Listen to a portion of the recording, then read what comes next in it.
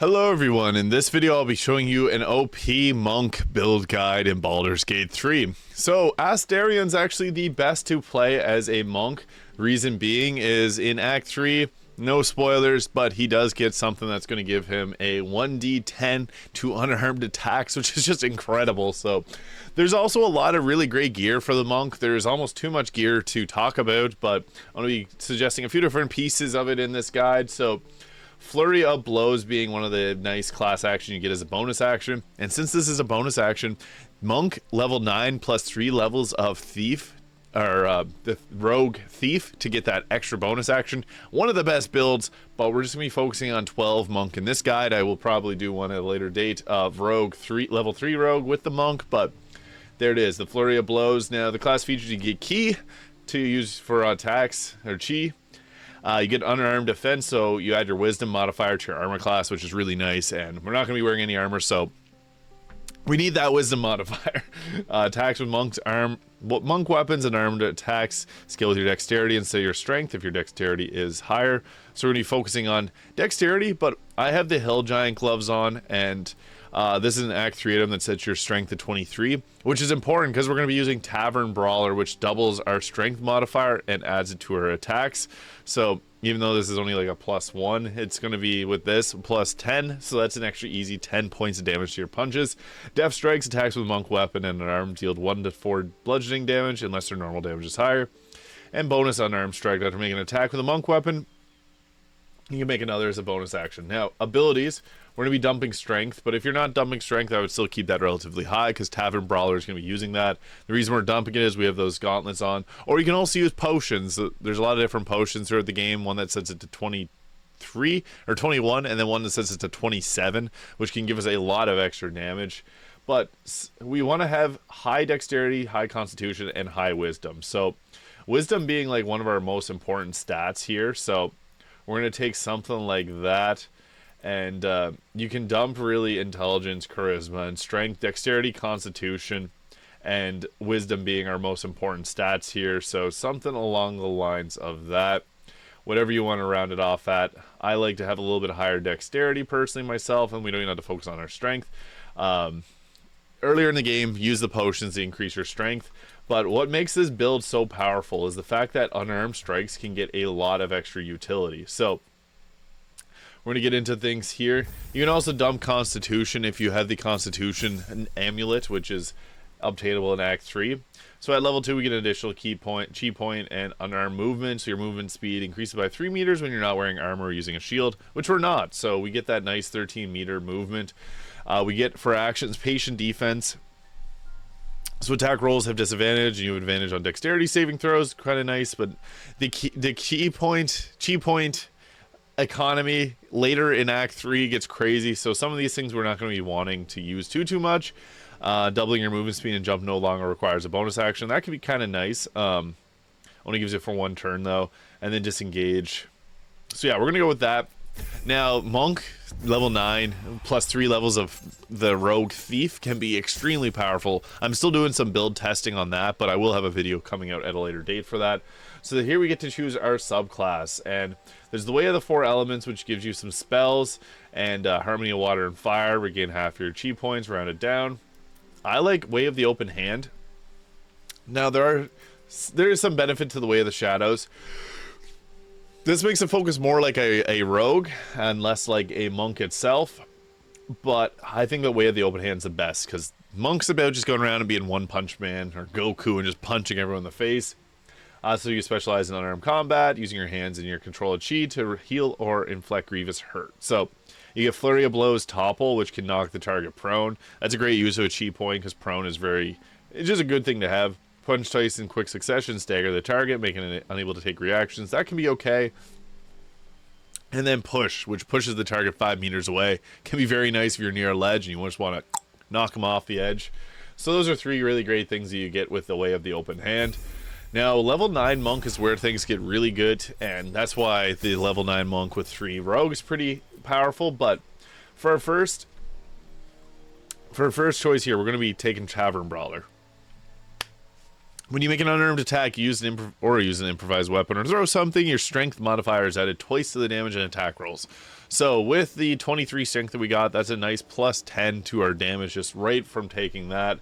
And you get to choose if you want to take strength or constitution. We're going to bump our constitution up to the nice and even 16 there. This is incredibly powerful, especially if we're in Act 3 and we're dumping our strength. Tavern Brawler is great, and there's an even better Tavern Brawler build for barbarians, but I think that this is a great choice. Just the added punching damage is just crazy. Tavern Brawler is the best feat, bar none, but it's also situational. So on level 5, this is where we get our extra attack. Level 5 is typically when all classes get a little bit better. We get our stunning strike, which can stun a target, and unarmed stunning strike. So we got that there at level 5. Pretty nice, way of the open hand. Now into level 6, we get ourselves the Chi Empowered Strikes, which means our attacks count as magical for the purposes of overcoming enemies' resistances and immunity to non-damage magical damage. What is great about this is throughout the entire game, there's a lot of resistances to like just regular physical damage. Happens very commonly. Only really major bosses are ones that are going to resist the magic attacks, so that's pretty good. For most of the martial classes, they do struggle if anything's got a high resistance to physical damage, but this means we don't even have to worry about that. We also get an improved unarmored movement, gives us a 4.5 meters when we're not wearing armor.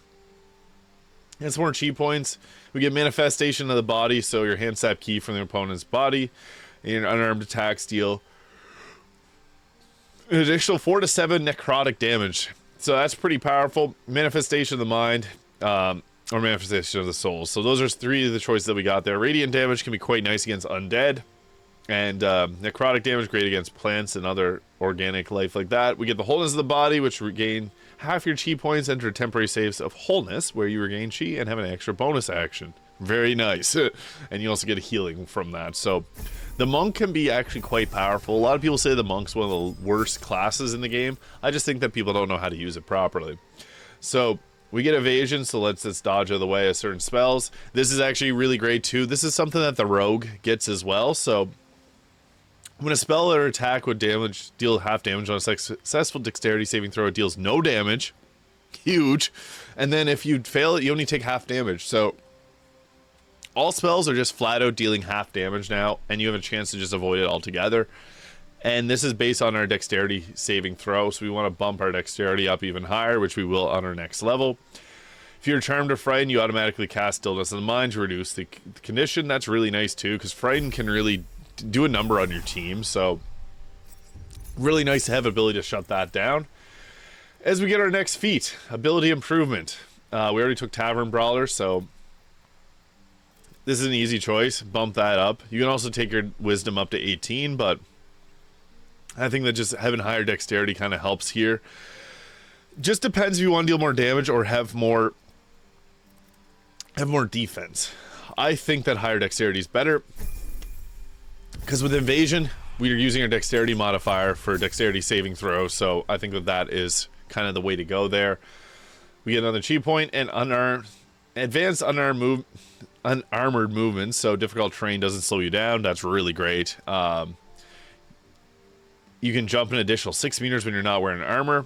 Also really great, especially when we have the high strength with the hill gauntlet. We can jump really far, and also if we are using so that jumps doesn't take a bonus action, we can fly around the battlefield. So you really want to be jumping around a lot as a monk. You probably experienced it at a certain part in the game when you're fighting multiple monks. They jumped around, punch a lot. Then we also get our key resonations here. Bonus action, punch, and then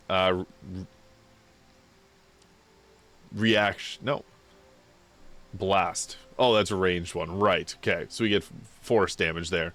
Now there are some gloves that are going to add a lot of, like, there's a lot of monk gloves out there. So if you want to use the different types of monk gloves, there's like 3 that I can think of at the top of my head that add different types of damage. You can just chug the strength potions to get your strength up. Don't mind that -1 there. At level 10, we get improved unarmored movement, so +6 meters. Great, so 16 meters total movement. Purity of body, so you're immune to poison damage, can't be poisoned by the chi flowing through your body. As I said, level 9 monk plus level 3 thief is rogue thief is typically the better option for that double bonus action, which is great because you can use that to do our flurry of blows. On level 11, long rest surround you with an aura piece, granting you sanctuary, which can be quite nice just to have. I'm going to talk a little bit of gear as well, but there's so much gear for specifically just for monks. You don't have to worry about taking gear from your other players or your other teammates, so that's really great. For final feat, ability improvement, taking our dexterity up to 20 can be great, or jumping up our wisdom. Just depends, again, if you want more damage or if you want more defense, because the wisdom is going to be added to our armor class. So as we get into things here, we got an armor class of 21, incredible. We could have taken that up to 22, but we get a +5 from dexterity, +3 from our wisdom, +2 from this here. It's a rare clothing that you can get. And this also gives you greater Kushigo counter, so the wearer can use a reaction to make an unarmed strike against any other attacker that misses. This is a really great clothing option. There's also a early Act 1 item that you can get that +2 to strength. That's pretty good. The reason that that is so great is that early on you don't have a whole lot of strength, so it's going to be allowing you to get some more strength in there. Now for the gauntlets, I am using the Hill Giant's strength gauntlets, which sets your strength to 23 and gives you a +1 to strength saving throws. Then I'm also using the greater amulet of greater health, so we got nice 135 health there. So really powerful build. The reason that the monk is so great is you can jump really far and deal lots of damage. Now, a lot of your damage is going to be coming through your bonus actions, so that's why the level 9 monk +3 of rogue is so great, but just a flat out 12 monk if you're just playing on an easier difficulty setting and this is your first time playing, very powerful. It's fun to just go around going pump, pump, knocking everyone out. So I think that this build can be really great in a variety of different ways, but I'm going to be doing a video later on of the rogue mixed with the monk. But Astarion's really great because I mentioned earlier, I'm not going to spoil anything, but he does get something that adds a 1d10 to his unarmed attacks. You can get Gauntlet or an item that's going to give you a +1 or a 1d6 to your unarmed attacks. I even have this one here, the Gauntlets of the Tyrant, which gives us 1 to 4 force damage on top of that. I prefer the Strength Gauntlets though. If not, you can also use Strength Potions. That's another great option. And if you're running low on the strength potions, there are ways to get multiple extra strength potions. You can do a hireling. Every time you level it up, it's going to swap at the shops, and there's 2 shops in Baldur's Gate that's going to give you those. So lots of options there for building your class out, but the monk is really powerful and much more powerful than people give it credit for. So just want to make this build guide to help out. If you found this video useful, please hit the subscribe button below, and I will see you all in the next video. Thank you so much for watching.